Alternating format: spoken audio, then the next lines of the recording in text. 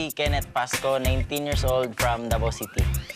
Estudyante po ako ng isang kolehiyo sa Davao, then I'm a positive person. Kahit ang daming problema, ganun. Masaya na akong tao. Close ako sa mama ko kasi nasanay ako nandyan siya parati. Kasi magaling yung mama ko mag-advise na bawat salita niya is tumatatak sa isip ko. Sabi niya sa akin, ang totoong meaning ng love is sacrifice. Parents ko ngayon is nagkakalabuan sila.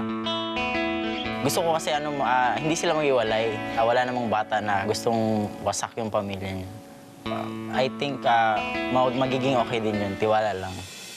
Sumali ako ng Pinoy Boy Band Superstar, hindi lang para matulungan yung mga magulang ko. Sumali ako kasi gusto kong maging isang mabuting ehemplo sa mga kabataan.